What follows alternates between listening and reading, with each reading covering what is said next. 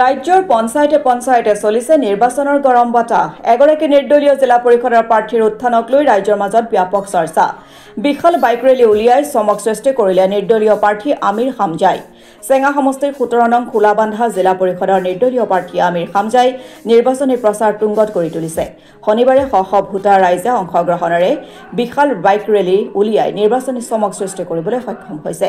বিভিন্ন ৰাজনৈতিক দলে কঁকালত টঙালি বান্ধি নিৰ্বাচনী প্ৰচাৰ অভিযান অব্যাহত ৰাখিছে যদিও নিৰ্দলীয় প্ৰাৰ্থীয়ে ব্যতিক্ৰমী পদক্ষেপ ৰাইজৰ পদূলিয়ে ঘূৰি সভা সমিতি পাতি বাইক ৰেলী উলিয়াই ৰাইজৰ অভূতপূৰ্ব সমৰ্থন লাভ কৰা পৰিলক্ষিত হৈছে।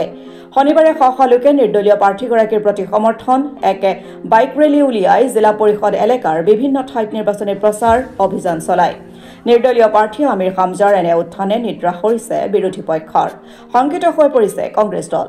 জিলা পৰিষদটোৰ নিৰ্দলীয় প্ৰাৰ্থী আমিৰ হামজাৰ লগতে তেওঁৰ কৰ্মী সমৰ্থকসকলে দাবী কৰা মতে সৰ্বসাধাৰণ ভোটাৰ ৰাইজৰ স্বতঃস্ফূৰ্ত সমৰ্থনেই প্ৰমাণ কৰিছে এইবাৰ নিৰ্দলীয় প্ৰাৰ্থী জয়ী নিশ্চিত। ৰাইজে এইবাৰ পৰিৱৰ্তন বিচাৰিছে। জিলা পৰিষদটোত কংগ্ৰেছ কোনো ফেক্টৰ নহ'ব বুলিও মন্তব্য কৰে।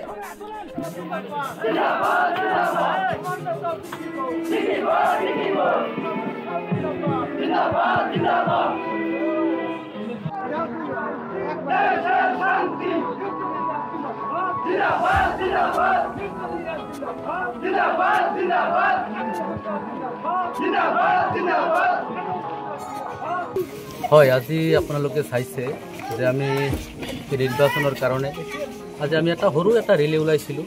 তথাপিও আপোনালোকে দেখিছে যে 200ৰ ওপৰত বাইক মোৰ লগত স্বতঃস্ফূৰ্তভাৱে ওলাই আহিছে। তেওঁলোকক মই আহ্বানো কৰা নাছিলোঁ, 2-4জনক কৈছিলোঁ, কিন্তু মই ইমানেই আনন্দিত হৈছোঁ, ইমানেই সুখী হৈছোঁ যে ৰাইজৰ মোৰ প্ৰতি থকা সমৰ্থন আজি এই স্বতঃস্ফূৰ্ত বাইক ৰেলীত মই নিশ্চিত হৈছোঁ। আৰু ৰাইজে যে মোক সমৰ্থন কৰিছে ইয়াৰ ওপৰত মই বিশ্বাস আহি গৈছে মোৰ আজি যে ৰাইজে মোক সমৰ্থন কৰিছে বুলি। আমাৰ আমিৰ হামজা নিৰ্দলীয় প্ৰাৰ্থী হিচাপে প্ৰতিনিধিত্ব কৰিছে। আমি আলুপতি মাদ্ৰাছা জিপিৰ পৰা আহিছোঁ। আমাৰ এইফালে আব্দুল মান্নান চাহাব আছে, তাৰ বিপৰীতে আমি ডাইৰেক্ট আমিৰ হামজা হৈ চব গোটেই ৰাইজ আহিছোঁ। আমাৰ জিপিৰ পৰা কমচে কম আজি 50টামান বাইক আহিছে, তাৰ ওপৰত হ'ব আৰু আপোনাৰ 200 মানুহ আহিছে। আমি এইফালে কংগ্ৰেছ এৰি কেনে এতিয়া আমি নিৰ্দলীয় প্ৰতি আকৰ্ষিত হৈ গৈছোঁ। ইয়াৰ কাৰণটো কি? মেইন কাৰণটো হৈছে আমি পৰিৱৰ্তন বিচাৰোঁ। 1 নম্বৰ পৰিৱৰ্তন বিচাৰোঁ। মেইনলি হৈছে আমাৰ যোনটো কংগ্ৰেছৰ প্ৰাৰ্থী দিছে সেইটো প্ৰাৰ্থীৰ প্ৰতি আমি আকৰ্ষিত নহয়। আমি কংগ্ৰেছী মানুহ হয়, আমি এতিয়া কংগ্ৰেছ এৰি কেনে আমি নিৰ্দলীয়ক যোগদান কৰিছোঁ। সি তাকে বৰপেটাত, কাৰণ সেইখিনি আমাৰ পচন্দীয় নহয়। সি টকাৰ বিনিময়ত টিকেটখিনি লৈ আহিছে, সেইটো আমি ভাল নাপাওঁ, কাৰণ সি যে পইচাৰ কাৰণে টিকেট লৈ আহিছে। সি ৰাইজৰ সৈতে কামেই কৰিব না সি নিজৰ পুঁজিখিনি সংগ্ৰহ কৰিব, কোনটো কৰিব, সেইটো চাই মেলি কেনে আমি গোটেই ৰাইজ আমাৰ আলুপতি মাদ্ৰাছা জিপিত আমি চবকেইটাই ৰাইজে আমি আমিৰ হামজা চাহাবক আমি ভোট দিম বুলি চবে আশা কৰিছোঁ। জিকিব নিশ্চিত জিকিব। যে আমি খোলাবান্ধা জিলা পৰিষদ 17 নম্বৰ জিলা পৰিষদৰ সদস্যৰ পদৰ প্ৰাৰ্থী আমিৰ হামজা চাহাবক আমি ভাল পাওঁ। তেওঁ এজন সাধাৰণ মানুহ, সাধাৰণ ৰাইজৰ লগত মিলি থকা মানুহ। তেওঁ প্ৰতিটো অনুষ্ঠান প্ৰতিষ্ঠানৰ লগত তেওঁ জড়িত আছে। তেওঁক আমি স্বতঃস্ফূৰ্তভাৱে সমৰ্থন জনাইছোঁ।